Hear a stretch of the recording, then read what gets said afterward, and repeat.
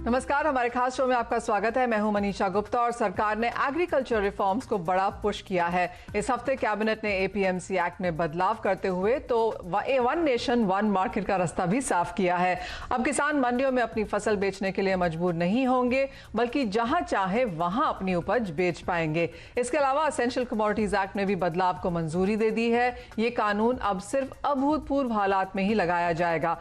सरकार की इन पहलों को कृषि क्षेत्र पर कितना असर होगा, किसानों की आय दोगुना करने के लिए क्या ये कदम काफी हैं और क्या इनसे कृषि क्षेत्र में निवेश बढ़ेगा, इसी पर आज करेंगे चर्चा।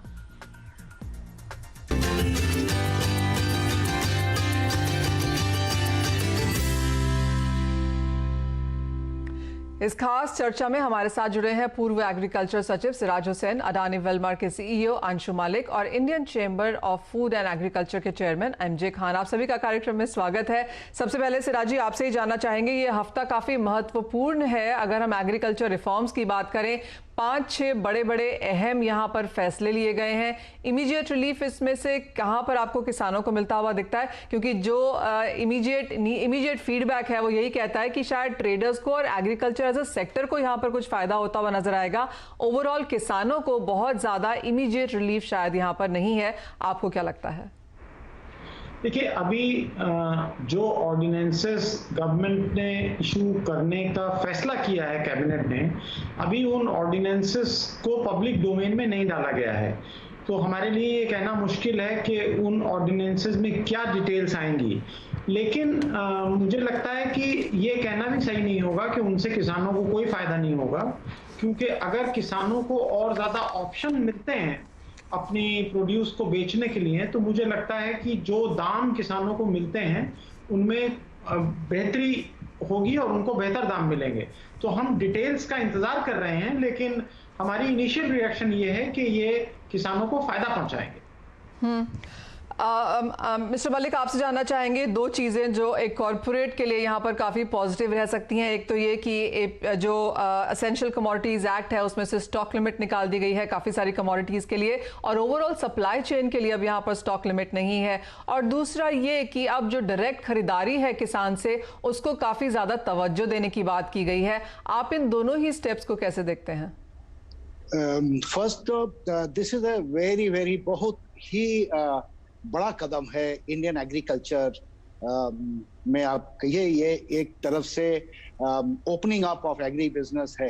तो मैं फर्स्ट फार्मर्स की तरफ से कहूंगा कि उनके लिए ये बहुत क्लियर हो गया है कि अभी वो जो है they can go out of their district से बाहर जा सकते हैं, इवन स्टेट से बाहर जा सकते हैं। अभी हम लोग पैडी खरीदते हैं, और पैडी हम लोग जब खरीदते हैं तभी हम लोग को डिफरेंट स्टेट्स ट्रैवल करना पड़ता है पैडी लाने में।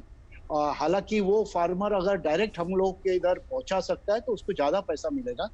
दूसरा, हम लोग को ये मंडी टैक्स का बहुत इशू रहता है कि कहीं पे हमने दिया है, फिर भी जब हम ले आते हैं दूसरे स्टेट में हमको उसका भी देना पड़ता है। तो ये अभी बंद हो जाएगा। सो वी विल हैव और more clear direct access to farmers. और हमारा एज ए प्रोसेसर हम लोग का हर फैक्ट्री एक फार्म गेट के हिसाब से मंडी का लाइसेंस मिलता है, जिससे हम डायरेक्ट प्रोक्योरमेंट कर सकते हैं। सो फार्मर के लिए मोस्ट इम्पोर्टेंट होगा कि अभी जहां पे ज्यादा पैसा मिलेगा he can go there, and ये सबसे इम्पोर्टेंट चीज है। एक दूसरा, प्रोसेसर के लिए तो मैं कहूंगा कि बहुत बड़ा अपॉर्चुनिटी है टू क्रिएट इंफ्रास्ट्रक्चर और बड़ा वेयरहाउस या बड़ा स्टोरेज या बड़ा प्रोसेसिंग सेंटर्स हम लोग बना सकते हैं। मैं आपको एक छोटा सा उदाहरण दूंगा कि आज हम लोग एडिबल ऑयल जब ले जाते हैं तो हम लोग को इसमें एसेंशियल कमोडिटीज में हम लोग का जो वेयरहाउस होता है, जैसे मुंबई बड़ा शहर है, इसके बाहर ही हमको वेयरहाउस करना पड़ता है, लाइक भिवंडी और पनवेल। आप जानते हैं कि वहाँ पे जो लिमिट है एक हम लोग को ट्रेडर के रूप से मिलता है। वी आर ए होलसेलर उनके गवर्नमेंट के नजर में। तो हम लोग को 100 टन का वो मिलता है स्टॉक रखने का। और आपको मैं बताऊं, ये 1955 का ऑर्डर है, जब ट्रक का साइज भी शायद 10 टन हुआ करता था।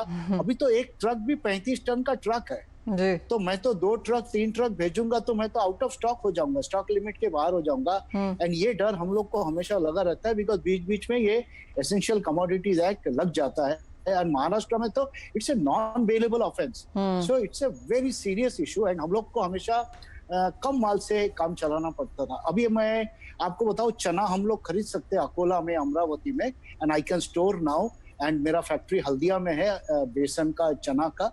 आई can always store here in origin and ले जाता हूँ for my processing centres. I can buy paddy from UP and take it to Punjab without any problem. I in fact access काफी स्मूथ हो जाएगा। हम लोग जब रेल से मूव करते हैं कोई भी चीज, चाहे दाल, बेसन या तेल, हम लोग को 2400 मेट्रिक टन से एक साथ हम लोग ले जाते हैं। एंड आपको मैं कहूं कि एसेंशियल कमोडिटीज के अंतर्गत तो ये 2400 टन का तो कोई हमको स्टॉक लिमिट ही नहीं मिलता था। अभी हम लोग के लिए ये कम से कम डर नहीं है, तो हम लोग मदर वेयर हाउसेज बना सकते हैं। We can create lot of sophisticated automation in the plants and in the factory godowns, और हम लोग अच्छा क्वांटिटीज में काम कर सकते हैं। सो इसमें इन्वेस्टमेंट आएगा। जैसे आपने कहा कि काफी सारे काम यहाँ पर शुरू करे जा सकते हैं, reforms definitely on the positive side यहाँ पर हैं, लेकिन कितना समय लगेगा इनको एक्चुअली ऑन ग्राउंड हम इम्प्लीमेंट होता हुआ देखेंगे? क्योंकि इतने सालों से एक तरीके से यहाँ पर काम हो रहा है, तो उसको उसमें से ब्रेक करना होगा, ये जो नए रिफॉर्म्स हैं इसके हिसाब से काम करना होगा। आपको क्या लगता है कितना समय लग सकता है उसके लिए? I think we have to wait for the notification and we have to see the fine prints on it, और एक बार ये क्लैरिटी आ जाए उसके बाद हम लोग का जो वेयर हाउसिंग का जो मॉडल्स है, वी कैन गो अहेड। और प्रोसेसिंग के लिए हम लोग तो already we are trying to see farmers को किस तरह से, जैसे हम लोग अभी सरसों खरीद रहे या चना खरीदते हैं, तो किस तरह से डायरेक्ट फार्म फैक्ट्री में लाया जाए। सिर्फ एक चैलेंज है प्राइस डिस्कवरी का, and I think price discovery he main challenge रहेगा। अदरवाइज खरीदना एंड फार्मर्स के साथ डील करना कोई इशू नहीं होगा।